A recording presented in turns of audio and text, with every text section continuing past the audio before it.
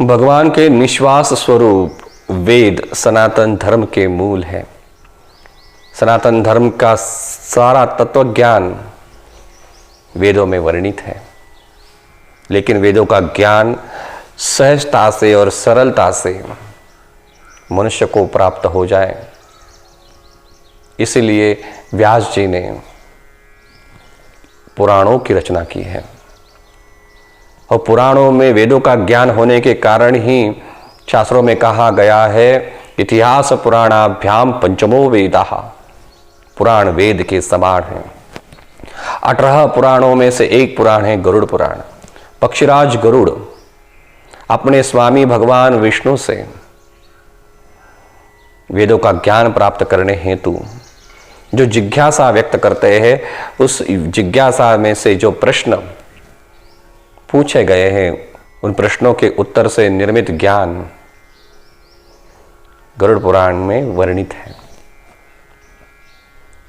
गरुड़ पुराण मनुष्य को धर्म, अर्थ, काम और मोक्ष देने वाला है। अन्य पुराण जीवन का तत्व ज्ञान समझाते हैं, लेकिन गरुड़ पुराण एक ऐसा ग्रंथ है जो मनुष्य को मृत्यु का ज्ञान समझाता है। मृत्यु के बाद भी एक जीवन है। अगर मृत्यु के बाद के जीवन में भी अगर हमें सफल होना है, हमारे मृत्यु को अगर हमें सार्थक बनाना है, तो जीवन कैसे जिया जाए, जीवन में सत्कर्म में कैसे प्रेरित हुआ जाए, और पाप से बचने का मार्ग क्या है। अगर मोहवश होकर भी अगर हम पाप करें तो उसका क्या फल है। मनुष्य सनातन मोक्ष को कैसे प्राप्त करे, ऐसे दिव्य ज्ञान की प्राप्ति हमें गरुड़ पुराण से होती है। माता पिता हमारे लिए पूजनीय होते हैं, इसलिए हम उनके प्रति कर्तव्य का वहन करते हैं, लेकिन माता पिता का महत्व, उनका सम्मान उनके मृत्यु के उपरांत और बढ़ जाता है। माता पिता और हमें पूजनीय बनते हैं और उनकी सदगति प्राप्ति हेतु कर्तव्य का वहन करना हमारे लिए और महत्वपूर्ण बन जाता है। और तो दैहिक कर्म, अंत्य संस्कार कैसे किए जाते हैं। माता पिता के मृत्यु के उपरांत उनकी मोक्ष प्राप्ति के लिए क्या दान करना चाहिए, दान का महत्व समझाने वाला यह गरुड़ पुराण ग्रंथ है।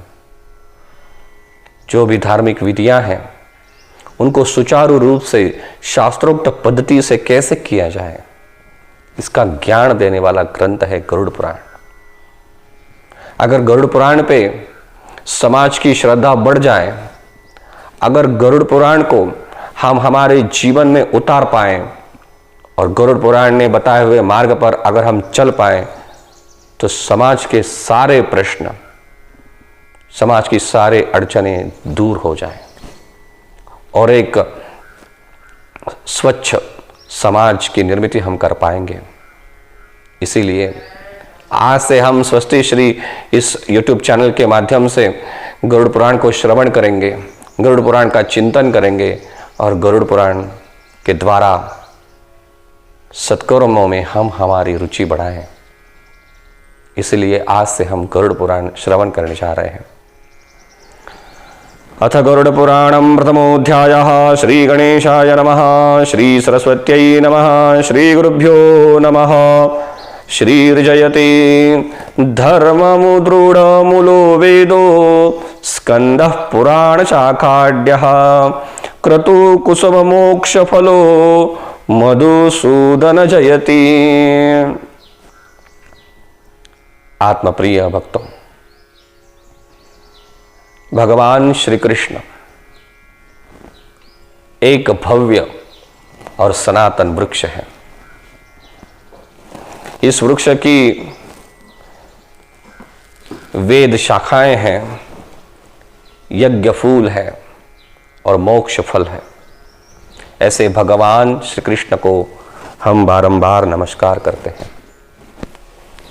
नैमिषारण्य में शौनकादिक ऋषियों ने 1 सहस्र वर्ष तक चलने वाले यज्ञ और सत्संग का आयोजन किया है।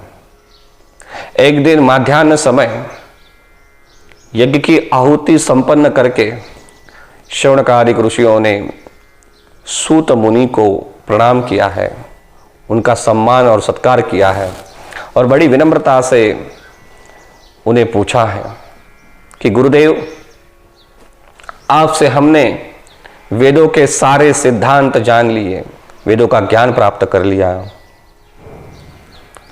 अब हम सुनना चाहते हैं कि जो व्यक्ति मोहवश होकर या जानबूझकर पाप कर्म करते हैं उनकी कैसी गति होती है। हमने सुना है कि पापियों को यम मार्ग में बड़े कष्टों को सहन करना पड़ता है, वेदनाएं उन्हें झेलनी पड़ती है। हम सुनना चाहते हैं यह यम का मार्ग कैसा है, संसार के दुख और कष्ट मिटाने का सनातन उपाय क्या है, सनातन मोक्ष को कैसे प्राप्त करें, हम आपसे सुनना चाहते हैं। सूत जी ने कहा, यही सवाल गरुड़ जी ने अपने स्वामी भगवान श्री कृष्ण से पूछा है। विष्णुपुरी में भगवान विष्णु विराजमान है, प्रसन्न मुद्रा है। उचित समय देखकर गरुड़ जी भगवान विष्णु के चरण सन्निधि में पहुंचे हैं। वृद्ध हो चुका है, युवा अवस्था में जो सौंदर्य था, जो शक्ति थी, वो खो चुका है, रोगग्रस्त हो चुका है, जठराग्नि मंद हो चुका है, इसलिए आहार भी कम हो चुका है, जो भी खा रहा है उसका पचन नहीं कर पा रहा है, इसलिए घर वालों से अपमानित, जैसे कुत्ते को रोटी खिलाई जाती है वैसे रोटी को पाता है और जो भी मिले खा लेता है और जीने की आशा कायम रहती है। सारे परिवारजनों से घिरा है, लेकिन फिर भी काल रूपी सर्प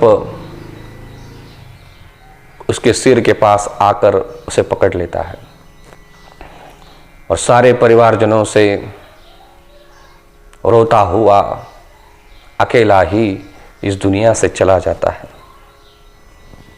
हे गरुड़, उस मृत्यु के समय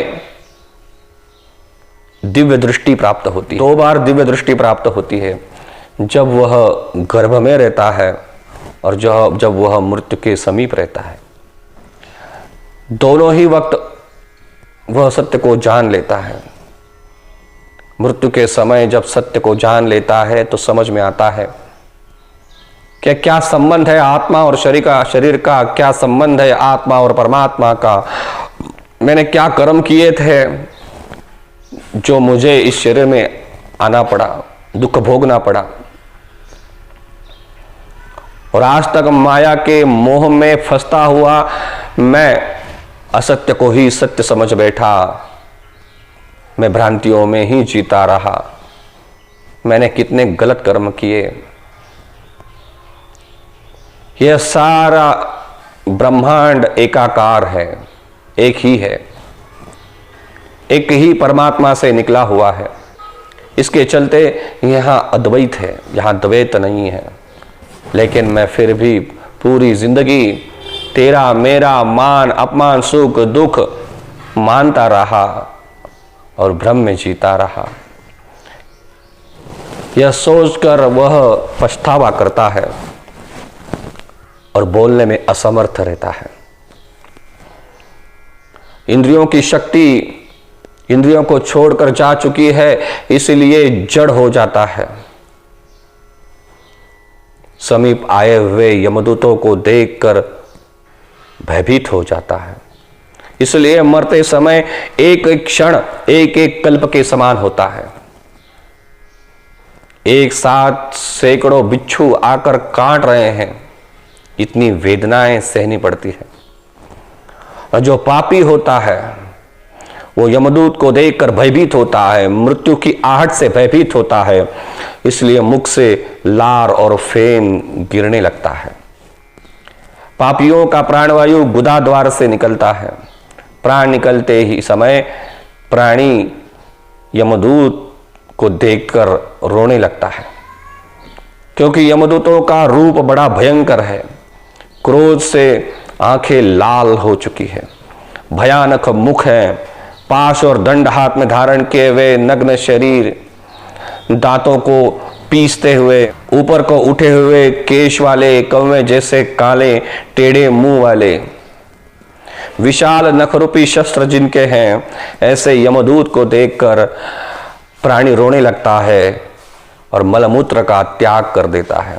हाय हाय करते हुए जीव शरीर से निकलकर अंगुष्ठ मात्र शरीर धारण कर लेता है और यमदूत उसके गले में रस्सी बांधकर उसे घसीटते हुए लेके जाते हैं, जैसे किसी अपराधी को किसी राजा के सिपाही घसीटते लिए जा रहे हो। और वो दूत उसे कहते हैं, अरे दुष्टात्मा, तू शीघ्र चल, तुझे यमलोक को जाना है और कुंभी पाक आदि नरकों में तुझे अब डाल दिया जाएगा। अतः तू देर न कर, यमदूतों की वाणी सुनकर और बंधु वर्गों का विलाप सुनकर वह जीव भयभीत हो जाता है, हाय हाय रोने लगता है। यमदूत उसे प्रताड़ना करते हैं और उन यमदूतों के इन शब्दों भरे और उन यमदूतों के क्रोध भरे इन शब्दों से उसका हृदय विदीर्ण हो जाता है। भय से कांपता हुआ अपने पापों का स्मरण करते हुए, पछतावा करते हुए यमदूतों के साथ यममार्ग पर चल पड़ता है।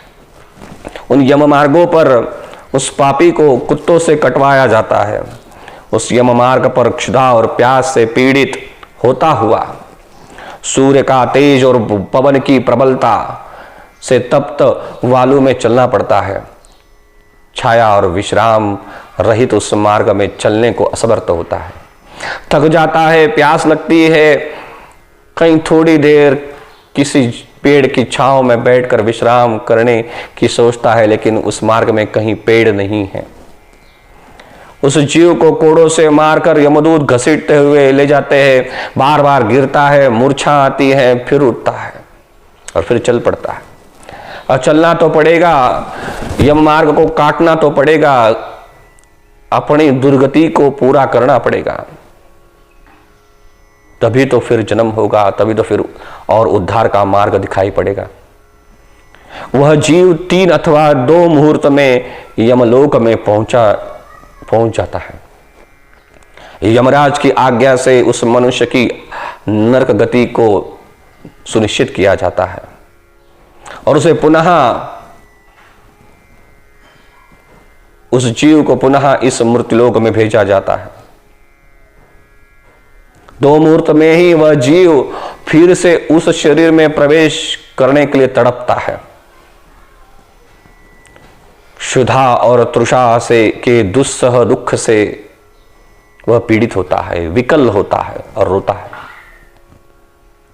वहां पुत्रों के द्वारा दिए गए पिंड को और तिलांजलि को खाता है और जल को पीता है और मरने के समय दिए हुए दान को भी खाता है। उससे ऊर्जा तो मिलती है लेकिन तृप्ति नहीं मिलती और इसी से पिंडदान देने पर भी वे भूख और प्यास से और भी व्याकुल हो जाता है। जिनका पिंडदान नहीं होता है वह कल्पकाल तक प्रेत योनि में ही पड़े रहते हैं, प्रेतात्मा बनकर ही घूमते रहते हैं और पीड़ित होते हैं।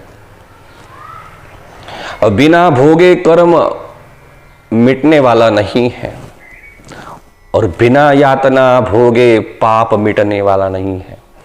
इसीलिए पापियों को यम यातना अनिवार्य है। कितने भी करोड़ों जन्म ले ले फिर भी भोगे बिना कर्म खत्म नहीं होते हैं।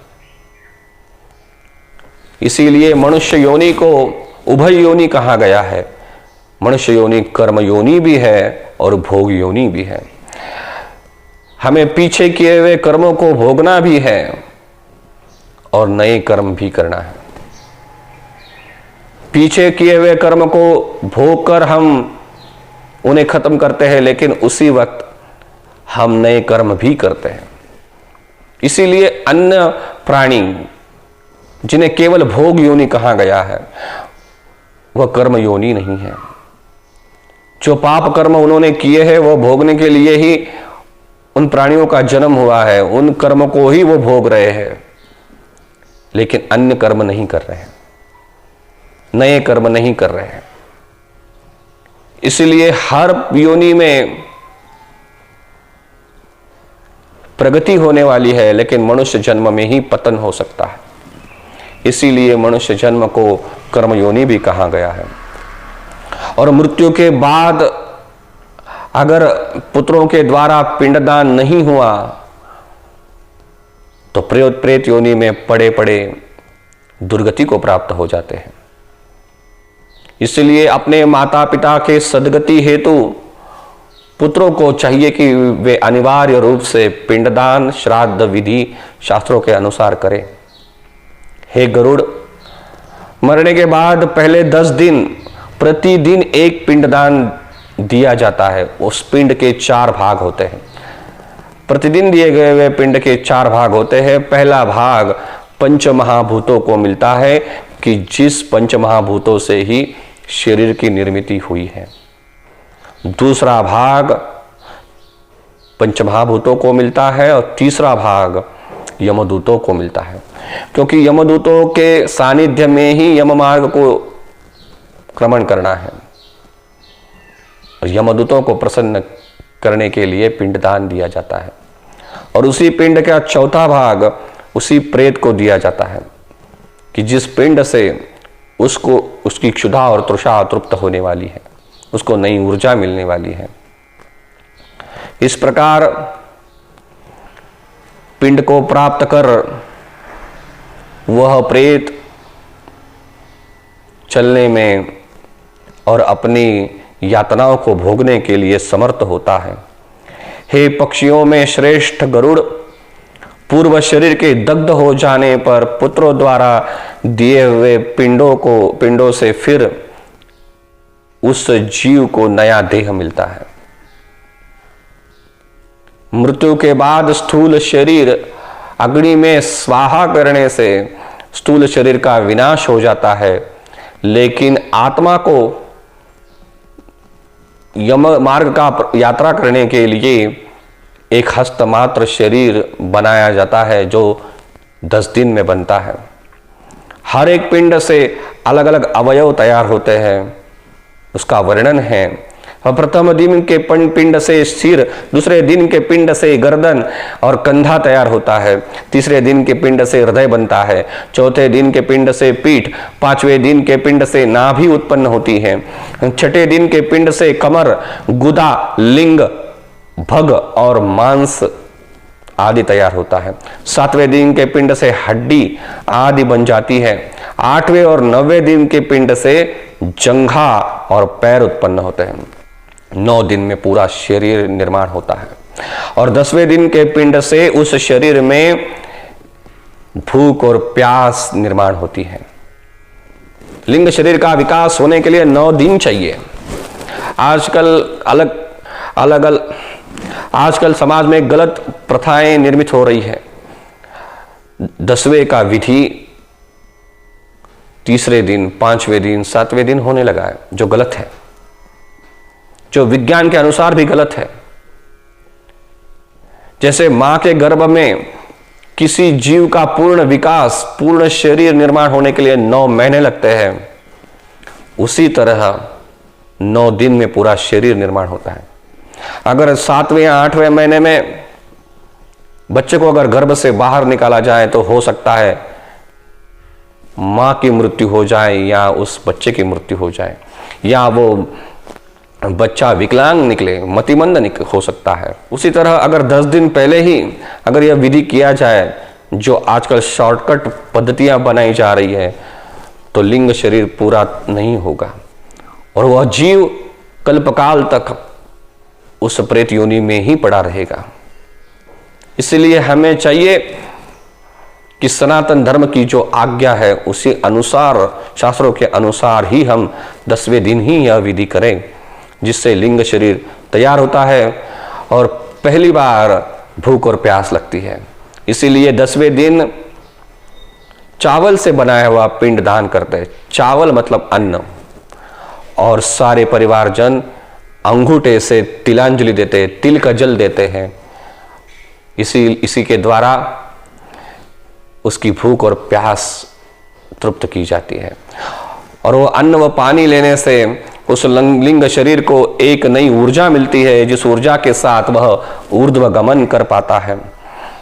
उसके बाद 11वें और 12वें दिन श्राद्ध में दिए हुए भोजन से और तिलांजलि से उसे और भी तृप्ति होती है। और 13वें दिन यमदूतों से बंधा हुआ वह जीव बंधे हुए बंदर के समान अकेला ही निकल पड़ता है। हे गरुड़ा, इस यम मार्ग में वैतरणी नदी को छोड़कर यह मार्ग 86,000 योजन विस्तीर्ण है। चलने वाले इस मार्ग के अंत में 16 ग्राम पड़ते हैं। उन 16 ग्रामों को हम चेक पोस्ट कह सकते हैं। उस हर चेक पोस्ट पे उसका कर्म, शुभ कर्म, अशुभ कर्म, पाप और पुण्य का बैलेंस चेक किया जाता है और जिस तरह से पाप कर्म उससे हुए हैं उस तरह की यातनाएं उस अलग अलग 16 ग्रामों में उसे भोगनी पड़ती है। उन 16 ग्रामों का वर्णन गरुड़ पुराण में हम पाते हैं। उनके नाम हैं सौम्यपुर, सौरीपुर, नगेंद्र भवन, गंधर्व, शैलागम, क्रौंच, क्रूरपुर, विचित्र भवन, बह्वापद, दुखद, नाना क्रंद, सुतप्त भवन, रौद्र नगर, पयोवर्षण, शीताढ्य, बहुभीति।